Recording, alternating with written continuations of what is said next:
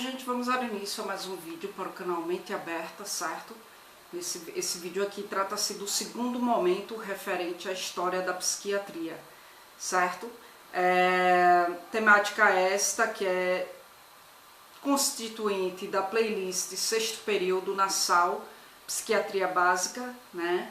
E aí, para vocês terem um entendimento abrangente, faz-se necessário vocês acessarem essa playlist e assistir o primeiro vídeo, porque aí vocês vão ter uma coerência no que diz respeito a esse assunto, visto que eu gravo em ordem progressiva,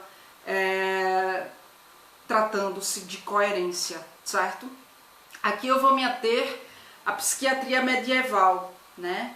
E aí a Idade Média, ela foi para a psiquiatria e para outras ciências o que podemos chamar de Idade das Trevas. Por quê? Porque foi uma época, digamos assim, né, de, como é que eu posso dizer? Foi uma época de degradação, da psiquiatria, certo? E aí, esse período de degradação da psiquiatria se estendeu até o início da Idade Moderna. Ou seja, pouco se conhece sobre o rumo da psiquiatria nesse momento. Acredita-se aí que ela teria sido exercida por magos e feiticeiros, né? E aí ela se desgarra da tradição greco-latina, tá? E o que ocorreu, na verdade, aqui foi um retrocesso às concepções mágico-religiosas e o abandono da ideia da doença mental como decorrente de causa natural. Porque a gente viu lá no vídeo anterior, né, quando eu falava da psiquiatria greco-latina, a gente viu lá que Hipócrates, na Idade Antiga, né? Hipócrates, quando vem falar da epilepsia, ele distingue a epilepsia da histeria, porque a histeria era vista como uma doença do útero, certo? A epilepsia era vista como uma doença mental e era uma doença de causa natural, certo? Não era uma doença decorrente enfim, não era explicada a partir de concepções mágico-religiosas. Então, lá na Idade Antiga, a psiquiatria ela já começou a ter um progresso, né? Saindo dessa explicação, dessas concepções mágico-religiosas, para uma explicação por meio das concepções naturais, certo? Por meio de uma perspectiva natural. E aí, quando chega na Idade Média, qual que era a lógica, né? Haver uma progressão no que diz respeito a essa evolução, tratando-se da doença mental. Mas aí, quando chega na Idade Média, o que há, na verdade, um retrocesso.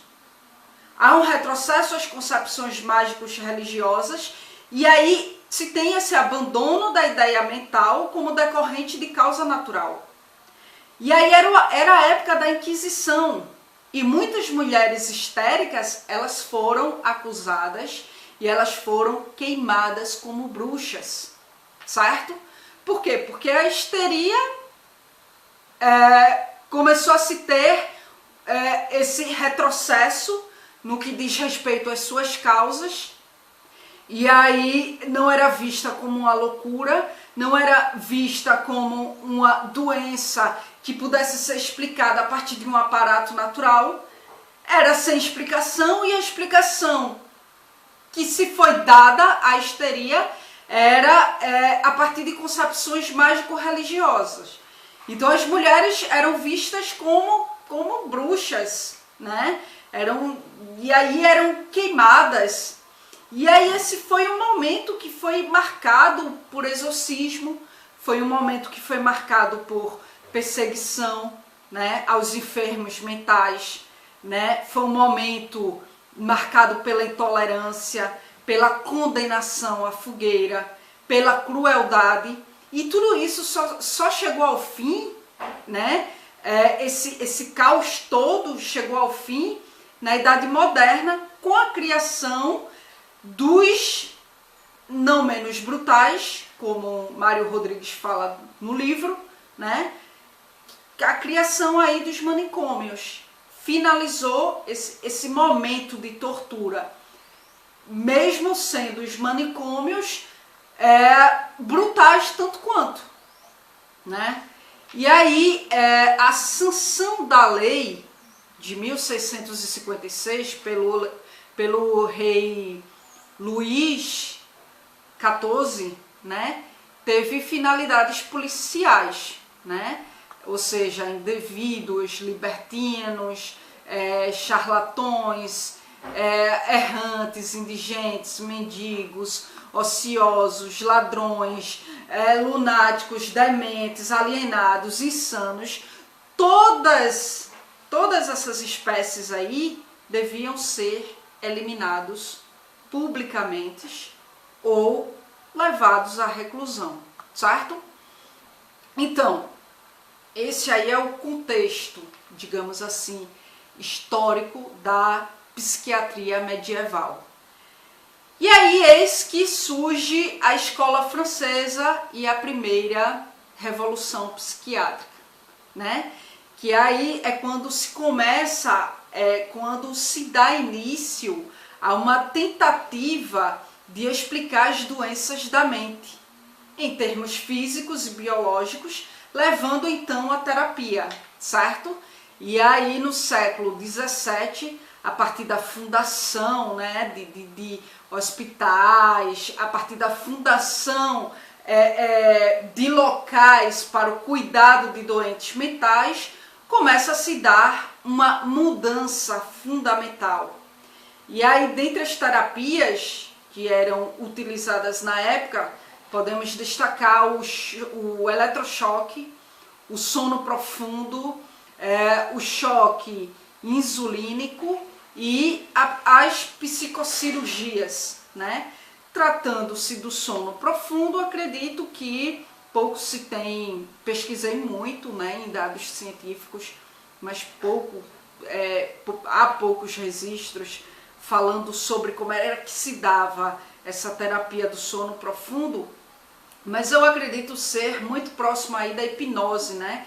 Acredito que era aí uma terapia que tinha como base a sugestão, né? O método sugestivo. Tratando-se do eletrochoque, era um tratamento psiquiátrico no qual são provocadas alterações na atividade elétrica do cérebro. E essas alterações, elas eram induzidas por meio de passagem de corrente elétrica, né? Tratando-se do choque insulínico, né? Há aí eu até li recentemente na revista Cérebro e Mente, tá? Alguns registros referente a essa terapia. E eu li que foi o segundo grande avanço no tratamento de psicoses, né? Isso se deu em 1927 e foi através da descoberta de um jovem neurologista e neuropsiquiatra, né? Ele era polonês e o nome dele era Manfred Sakel, e ele fez essa descoberta quando ele era residente do hospital em Berlim, de um hospital em Berlim, e era um hospital para doenças mentais. E aí ele provocou um coma superficial em uma mulher viciada em morfina, certo? Usando digamos assim, uma injeção de insulina. E aí ele obteve uma recuperação significativa das faculdades mentais dessa mulher, certo? A insulina, ela tinha sido descoberta em 1921 por 2 pesquisadores médicos, né? Esses pesquisadores eram canadenses, e aí o hormônio é fabricado pelo pâncreas e ele é responsável, né, pelo equilíbrio da glicose no corpo. E aí a falta da insulina, o que é que causa? Causa diabetes ou hiperglicemia, que no caso é o excesso de glicose, o excesso de açúcar. E aí já o excesso natural ou artificial da insulina causa uma hipoglicemia, o qual leva ao coma, certo? E a convulsões, devido a esse déficit, devido a essa baixa quantidade de glicose nas células cerebrais, né? E aí Sackrell, ele descobriu acidentalmente, né, que ao causar convulsões com uma dose excessiva de insulina, né, ele descobriu aí que isso seria um tratamento eficaz para pacientes com vários tipos de psicoses, particularmente de forma particular esquizofrenia, né? Então basicamente é essa a técnica que está aí linkada à terapia no que diz respeito ao choque insulínico, certo?